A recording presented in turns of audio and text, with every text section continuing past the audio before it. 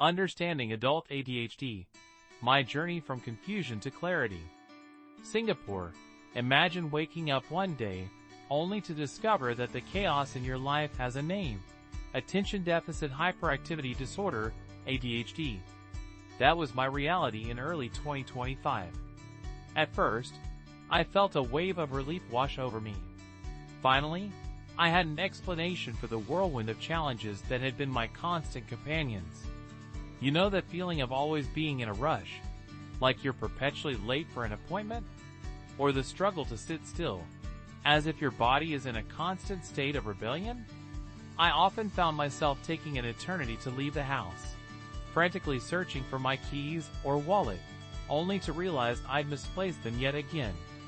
And let's not forget those late-night work sessions, where I'd burn the midnight oil, fueled by deadlines, only to wake up with dark circles under my eyes. But just as quickly as relief came, it was followed by a surge of anger. Why did it take so long for me to get this diagnosis? My psychiatrist pointed out that the signs were extremely obvious. Yet, in Singapore, awareness and understanding of ADHD are still in their infancy, leaving many like me in the dark for far too long. Reflecting on my school years, I can't help but see my past through a new lens. My secondary 3 report card labeled my conduct as poor, with grades that ranged from F9S to D7S, largely due to my frequent absences and truancy. At just 14, I would often skip class, taking the MRT far beyond my school stop just to avoid being there. I vividly remember my form teacher chastising me, saying my truancy was a disgrace to my parents' hard work. Conversations with the school counselor revolved around the stress I was causing my family, rather than exploring how my neurodivergence shaped my school experience. A child psychiatrist I consulted diagnosed me with depression and prescribed antidepressants, completely missing the underlying issue. The confusion stemmed from the fact that, during much of my primary and early secondary schooling, I was seen as a good student because I devoured books under the table while zoning out in class. By the end of secondary 3, I had stopped attending school altogether, opting for homeschooling, which involved a costly series of one-on-one tutors. I eventually took my O-levels as a private candidate. Leaving school as a teenager was a traumatic experience, forcing me into uncharted territory, away from my friends, and resulting in a significant weight loss of 10 kilograms over the year.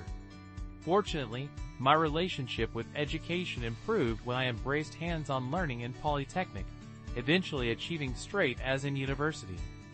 However, the scars from my earlier experiences left me with a deep-seated distrust of mental health professionals, which is why I only sought help for my ADHD symptoms at the age of 29. In Singapore, ADHD is not just about the executive dysfunction and attention challenges. It's also about the shame and indifference faced by those whose learning styles don't fit the mold. As an adult, I often hear people say I don't seem neurodivergent because I'm so productive. But beneath the surface, I long to sit still and work steadily, like what society deems as normal.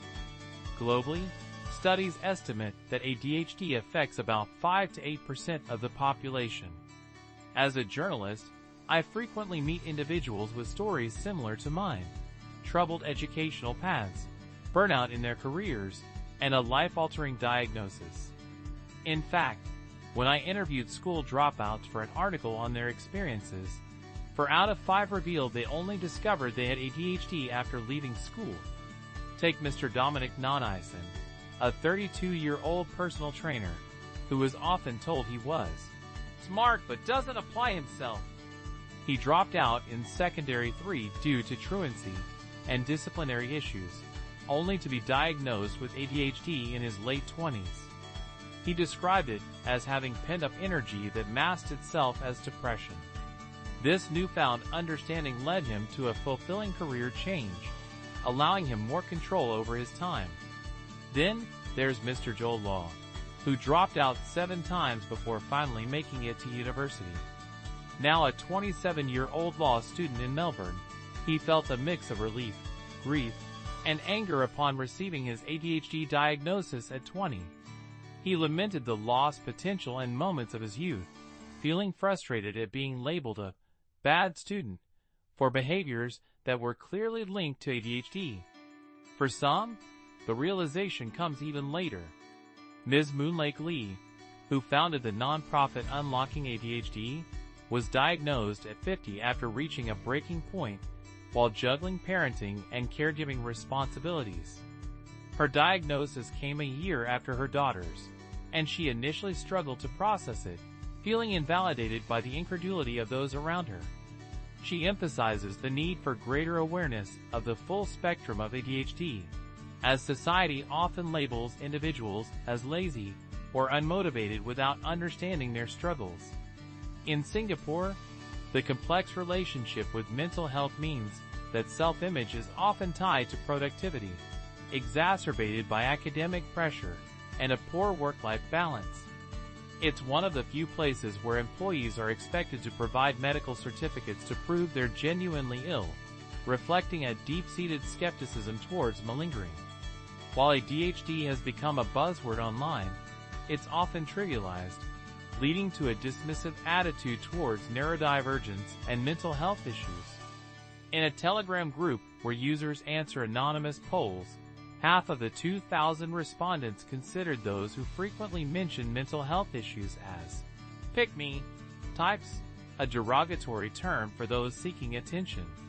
Despite these challenges, my interactions with others who share similar experiences have been transformative. Speaking with fellow dropouts helped me overcome my reluctance to delve deeper into understanding myself. Recognizing how my brain works differently has empowered me to actively find ways to mitigate my challenges and leverage my strengths. Medication plays a role, but so does decluttering my environment, using lists, and seeking understanding of my learning differences. If my story resonates with you, I encourage you to explore resources like the Unlocking ADHD community or consult a mental health professional about your concerns. No matter when you seek help, it could be the key to understanding why you experience the world in a unique way. Hear Me Out is a new series where young journalists share their personal journeys on topics ranging from friendships to self-acceptance, and everything in between.